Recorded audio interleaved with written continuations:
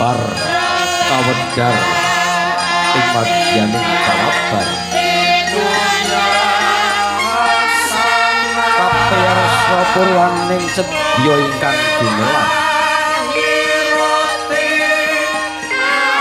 bismillahi wasebut asmaning Gusti ingkang maha widi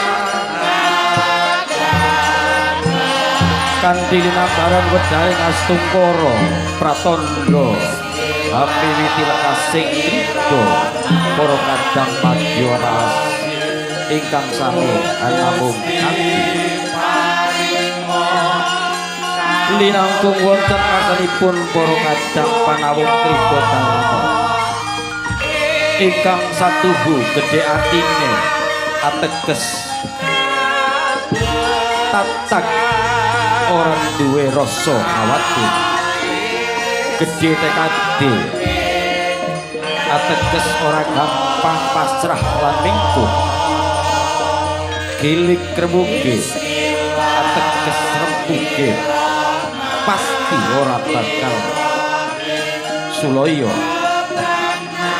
sadaya kanthi linambaran menebing kalbu meningken cipta rasa lan karsa satemah ambabar karya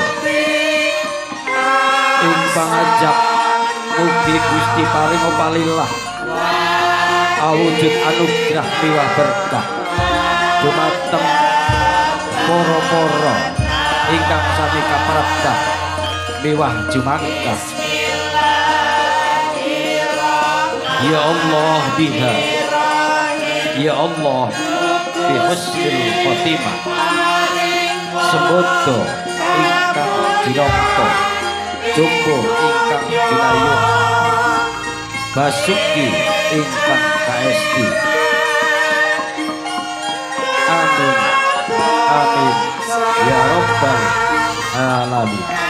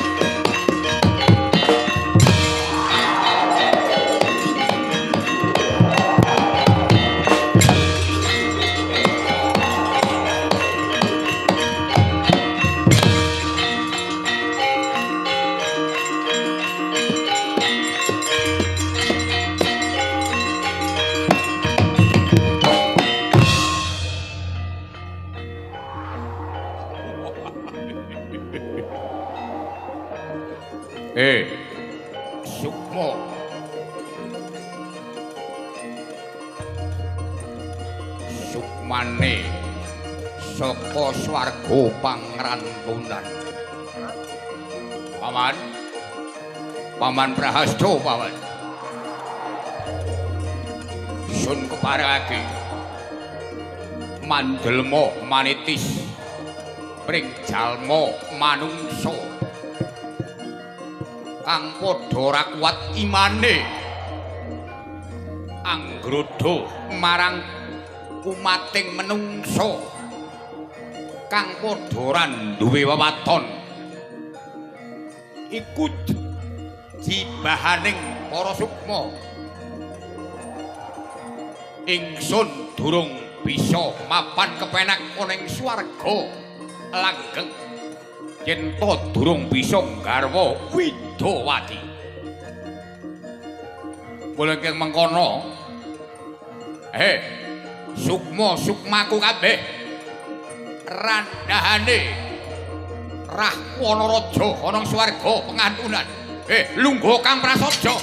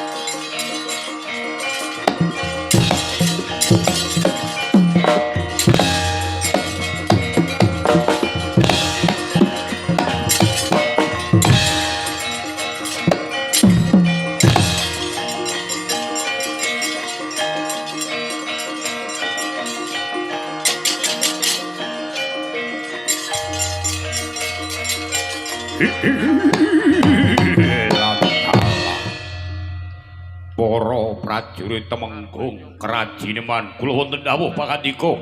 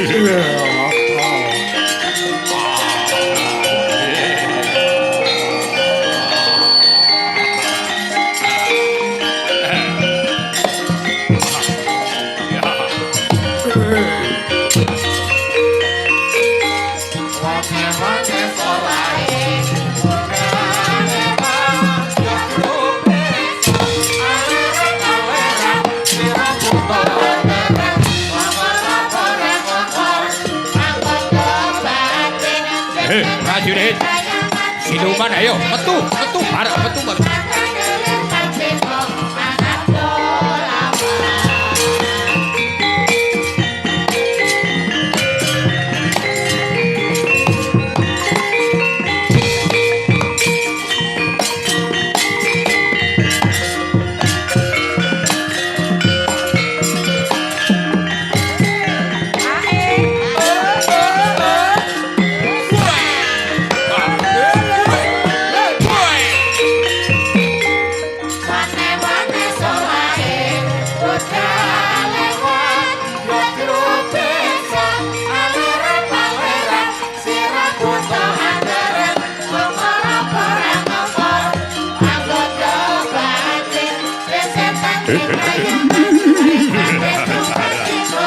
Maju Maruk, maju. Ayo, maju.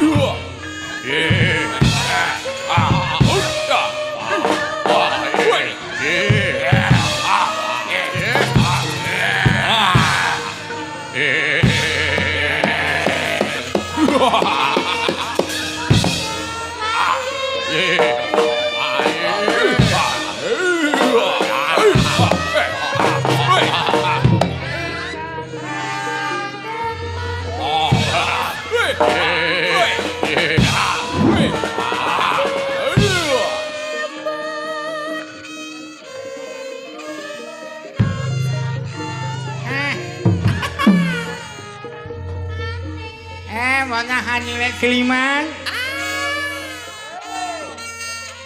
lanang wancan juana maya pada maling tanah Jawa golek pangan ya. Lah pangane kulan apa?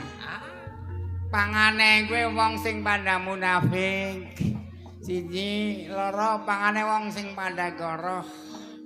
Telune pangane wong sing ora mensyukuri karo nikmate sing gawe uripe balaku. Ya. Mulakno ayo pada ceket-ceket manut dawuhe siniwa nang kabeh nyong kowe sukma kabeh.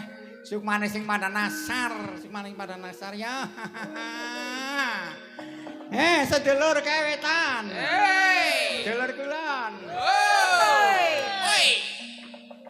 Wong nek lagi gandrung. Ora peduli ngetos sing gunung. Wong yen lagi naksir. Ora peduli. Ayo maju. Yen ra duwe duit. Ngiriwangi ringgit-ringgit. Sarene wis ana. Apa-apa duwe wong lono.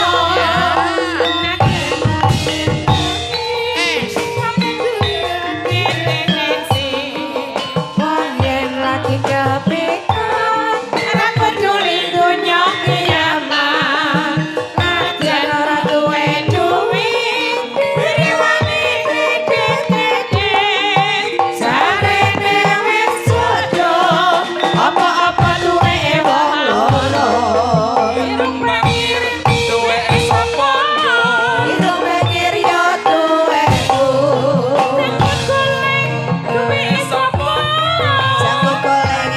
duwe Anyangan.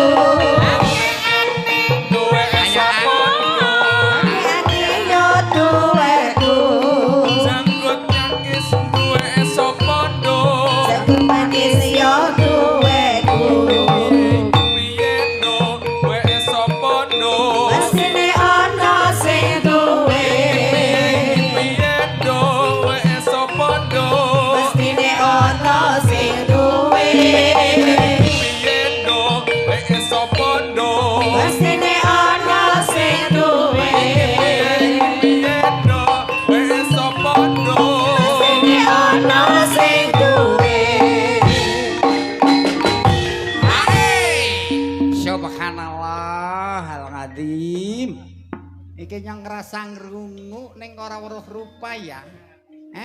Bismillahirrahmanirrahim diwangsit karo Ndara Kiai. Yen anak gitok merinding, ana rasa sing ora kepenak iki mesti pangaribawane setan demi jin. Iya. Bismillahirrahmanirrahim. Ya Allah paringi daya kekuatan. Nyata. Keprimen Rika sapa nyong Kiai Slenteng. Sapa Kiai Slenteng. Lah kowe wani-wani ning laladan kene. Gawe jirih ajriye para menungsa kabeh. Nyong entuk nandhamu ing Ndara Ratu. Ratu ning jin setan ora kena nang laladan kene. Guyonan seneng-seneng ora kena. Calarane kene iki wong akeh sing wis padha ngestokna dawuh sing Maha Kuasa. Apa iya? Mulane kok ora kena sembarangan lumebu apa maning laladan beting kene. Iya, kok dasare setan resmi apa roh-roh yang menungsa? Nyang roh yang menungsa. Kae mburi, nyang ya roh yang menungsa. Kok tak takon, biyen nalikane urip nang alam padang kowe iki ngapa? Nyang nalika urip nang alam padang, aku ya agamane Islam. Kowe agamane Islam? Iya. Ning mergae nyong ngawula Prabu Rahwana Raja. Nyong salate cok esuk cok awan ya ora tau ganep pabendinane. Ning nyong ya mulang ngaji. Kowe mulang ngaji? Iya. Ngajine ya ora ganep anu colong-colongan. Merga wong alengka kowe, wong ora percaya ning agama iki.